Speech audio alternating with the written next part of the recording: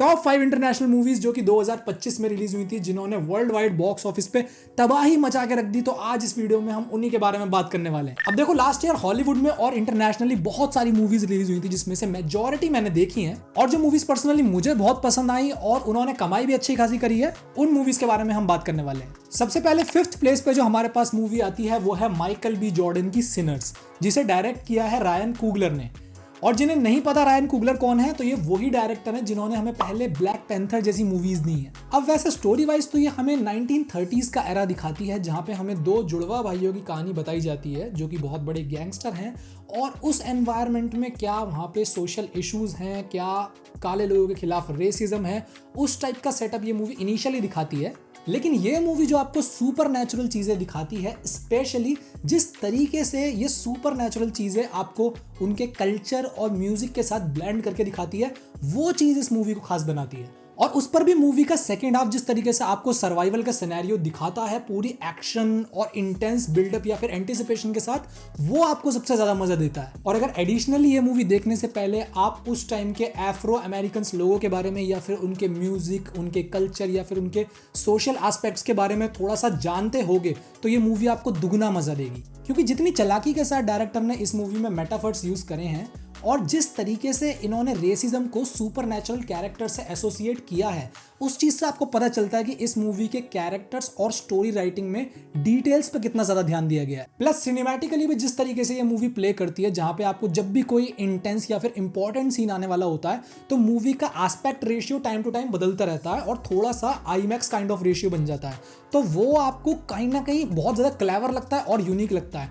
और यही सारी चीज़ें इस पिक्चर में आपको वो मज़ा देती हैं जिसके लिए आप देख रहे हो। तो काफ़ी cinematic, dark, super natural, fantasy kind of अगर आपको मूवी देखनी है, तो ये एक बहुत बढ़िया चॉइस हो सकती है। इसके बाद चलते हैं अपनी 4th नंबर की मूवी पे, जिसका नाम है फ्रैंकेनस्टाइन। और अगर आप मेरे से इस मूवी को एक वर्ड में डिफाइन करने के लिए पूछोगे, तो मैं इसे बोलूँगा आर्ट। क्योंकि ये मूवी, इसकी स्टोरी, इसके कैरेक्टर्स, इसका बैकग्राउंड म्यूजिक, इसके विजुअल्स, एक एक चीज़ प्योर आर्ट है। और इसकी कहानी की बात करूं तो आई थिंक ऑलरेडी आप में से बहुत सारे लोग इसकी कहानी से ऑलरेडी वाकिफ होंगे, क्योंकि इंडिया में भी काफ़ी सारी इंग्लिश लिटरेचर की बुक में फ्रैंकेनस्टाइन की कहानी हमें ऑलरेडी पढ़ाई गई है कि कैसे एक बहुत ही काबिल येट घमंडी साइंटिस्ट होता है, जो कि चाहता है अपने लिए एक ऐसा मॉन्स्टर क्रिएट करना जिस पे लाइफ और डेथ के रूल्स कभी भी अप्लाई ना हो, और एक तरीके से बस वो उसका स्लेव बन के रहे। और वो इसमें कामयाब भी हो जाता है, जो कि एक ऐसा मॉन्स्टर बना भी लेता है जो फिजिकली तो मॉन्स्टर है, लेकिन कहीं ना कहीं अंदर से या फिर इमोशनली वो एक बच्चा होता है, जिसे नहीं पता कि आखिर उसका जन्म क्यों हुआ है, उसका एग्जिस्टेंस किस लिए है, और उसकी लाइफ का पर्पस क्या है। अब ये मूवी स्टोरी से ज़्यादा आपके इमोशंस पे प्ले करती है कि ये चीज़ आपको फाइंड आउट करनी है कि इस मूवी में रियलिटी में मॉन्स्टर है कौन। बाकी एस्थेटिक्स की बात करें तो मूवी इतनी ज़्यादा सुंदर कि इसका एक एक सीन आप अपना वॉलपेपर बना के रख सकते हो। चाहे इसका सेट डिज़ाइन ले लो, इतना यूनिक येट रियलिस्टिक लगता है, जो कि आपको इतना बढ़िया एनवायरनमेंट देता है, और ऊपर से इतनी प्यारी और इतनी इमोशनल कहानी। मतलब अगर नहीं देखी आपने तो इसे मिस मत करना, नेटफ्लिक्स पे देखने मिल जाएगी। इसके बाद बढ़ते हैं अपनी टॉप 3 मूवीज पे, जिसमें तीसरे नंबर पे जो मूवी आती है उसका नाम है वेपन्स। ये मूवी जब मैं लास्ट ईयर देखने गया था, तो मुझे इस मूवी के बारे में एज सच बहुत ज़्यादा डिटेल्स पता नहीं थी। बस इसका ट्रेलर देख के जो मुझे एक वो हॉरर और सस्पेंस वाली वाइब आ रही थी, तो मैंने सोचा था कि I should give it a try. लेकिन जिस पल मैंने ये मूवी देखी थी, मैं हैरान रह गया था। मतलब इतनी सिंपल सी स्टोरी कि एक टीचर नॉर्मल एक दिन एक क्लास में आती है, और उस क्लास के सारे बच्चे गायब रहते हैं सिवाय एक के। अब इसका फर्स्ट हाफ की बात करें तो इसका फर्स्ट हाफ आपको बहुत डराता है, बहुत मिस्ट्री भी फील कराता है, और उस फर्स्ट हाफ में अगर आपको एक सेकंड भी एवरेज लगे तो मेरा नाम बदल देना। लेकिन वहीं क्या आप इमेजिन कर सकते हो कि एक मूवी जो फर्स्ट हाफ में आपको इतनी हॉरिफाइंग या सीरियस लग रही है, वो सेकेंड हाफ के कुछ सीन्स में आपको जेन्युइनली काफी हंसा सकती है। और वो भी आजकल की इंडियन बॉलीवुड कॉमेडी जैसी भद्दी मूवीज से, या फिर वो क्रिंज डायलॉग से नहीं, बट एक जेन्युइन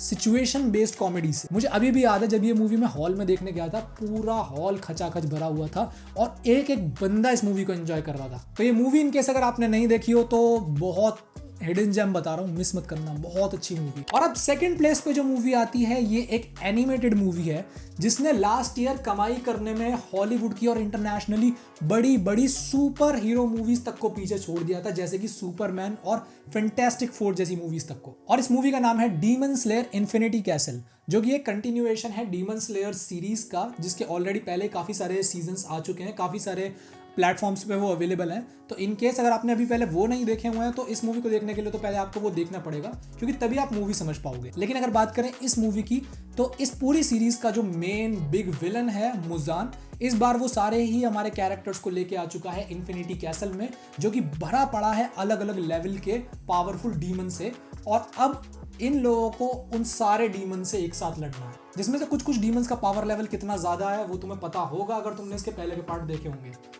हाँ, मैं बात कर रहा हूँ अकाज़ा की, जहाँ पे मेजॉरिटी इस मूवी में आपको बहुत तगड़ी फाइट्स ही देखने मिलती हैं, लेकिन वो एक एक फाइट सीक्वेंस इतना ज़्यादा सुंदर, इतना ज़्यादा ग्रैंड और एपिक फील होता है, और उस पर आपको सारे कैरेक्टर्स एक तरीके से अवेंजर्स असेंबल करते हुए दिखाई दे रहे हो। और इस मूवी में स्पेशली जो ये लोग इन्फिनिटी कैसल में स्केल ले जा चुके हैं कहानी और एक्शन का, और ऐसा भी नहीं है कि सिर्फ एक्शन ही एक्शन है, जहाँ पे सेकेंड सीजन की तरह इस मूवी की कहानी भी आपको इमोशनली बहुत ज़्यादा हार्ट टचिंग फील होती है। और वैसे भी अगले 2-4 सालों में इसके अगले पार्ट आने वाले हैं, जिसमें से एक पार्ट इसका 2027 में आएगा और एक 2029 में आएगा। तो अभी बहुत अच्छा टाइम है, इनकेस नहीं देखा ये एनीमे तो highly recommended. And here is the time guys, मेरा 2025 का सबसे प्यारा मूवी थिएटर एक्सपीरियंस जिसे मैं अपनी लाइफ में कभी नहीं भूल पाऊंगा,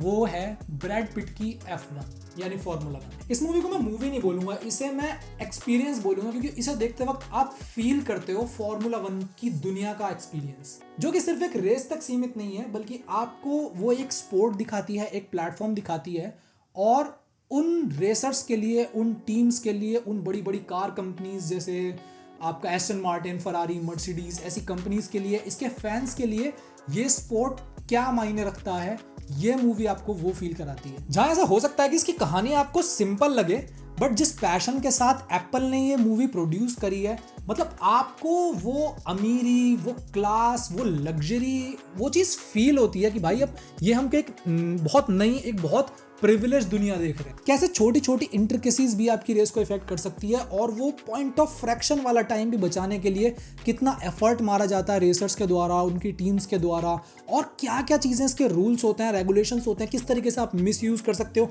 क्या इसमें लूप होल्स हैं, और लोग कैसे उसका फ़ायदा उठा लेते हैं। मतलब ये आपको स्पोर्ट के बारे में बहुत कुछ बताती है। और इस मूवी का इम्पैक्ट इतना ज़्यादा था कि काफ़ी सारे लोगों ने तो इस मूवी के देखने के बाद F1 देखना शुरू किया, जिसमें से एक मैं भी हूँ। और मैं इस मूवी के पीछे पागल क्यों हुआ जा रहा हूँ, उसका सबसे बड़ा कारण ये है क्योंकि मैंने इससे पहले भी काफ़ी सारी रेसिंग वाली मूवीज़ देखी हैं, जैसे फास्ट एंड फ्यूरियस फ्रेंचाइज की बहुत सारी मूवी देखी हैं, इसके बाद मैंने फोर्ड वर्सेस फरारी देखी है। लेकिन कहीं ना कहीं मुझे ऐसा लगा कि वो जो रेस वाली मूवीज़ हैं वो मेरे को उस दुनिया का हिस्सा नहीं बना पाती, मतलब मेरे को फील नहीं लगता कि मैं उनके वर्ल्ड का हिस्सा हूँ। लेकिन इस मूवी को देखते टाइम मेरे को फील हुआ था कि भाई मैं पार्ट हूँ उस F1 वाली दुनिया का। ये इतना ज़्यादा इंट्रीग कर देती है आपको कि मूवी देखते टाइम आपको फील हो रहा होता है कि भाई मैं एक रेस देख रहा हूँ और वो रेस कितनी इंपॉर्टेंट है, और मैं पूरा इन्वेस्ट हो चुका हूँ कि भाई मेरे लिए बहुत मैटर करता है, जैसे कि इस रेस में जीतना या हारना, वो चीज़ आपको फील होती है। और उस पर जिस तरीके से इस मूवी में इन लोगों ने कैमरा शॉट या फिर जिस तरीके से कैमरा एंगल रखे हैं, उससे तो मजा ही आ गया। और इसके अलावा एक बहुत बड़ा रीजन ये भी हो सकता है कि ये पहली मेरी मूवी ऐसी थी जो कि मैंने 4DX में देखी थी, तो मेरी लाइफ का पहला 4DX एक्सपीरियंस था, शायद उस चीज़ ने भी मेरा मज़ा कई गुना तक बढ़ा दिया था। और इस मूवी को आपको रिकमेंड करने से पहले मैं आपको बता दूं कि अगर आप इसे हॉल में देखना मिस कर चुके हो ना, तो इस मूवी का मेजॉरिटी मज़ा तो आप मिस कर चुके हो, वो वापस से लौट के नहीं आ पाएगा शायद। बट स्टिल एक काफ़ी अच्छी कहानी है, आपको एक प्लेटफॉर्म के बारे में बहुत बढ़िया सा दिखाती है, बहुत एक्सपेंसिव लगती है देखने में, बहुत कूल एस्थेटिक, बहुत अच्छी स्टोरी, इमोशंस के साथ, अच्छे विजुअल्स के साथ बहुत ज़्यादा मज़ा देती है। तो चेकआउट ज़रूर कर सकते हो इसको। तो ये थी मेरी 2025 की बेस्ट इंटरनेशनल मूवीज़ जिनका एक्सपीरियंस मेरा पर्सनली बहुत अच्छा रहा, मुझे ये बहुत पसंद आई। बाकी आपको कुछ ऐसे अंडररेटेड मास्टरपीस पता हो जो शायद मैंने इस वीडियो में मिस कर दिए हो, आपको में भी पता हो, तो वो प्लीज़ मुझे कमेंट में ज़रूर बताना। बाकी सिमिलर वीडियोस देखते रहने के लिए सब्सक्राइब टू इट्स ऑल करें, like share comment whatever फलाना ढिमकाना it is, just do it. Bye.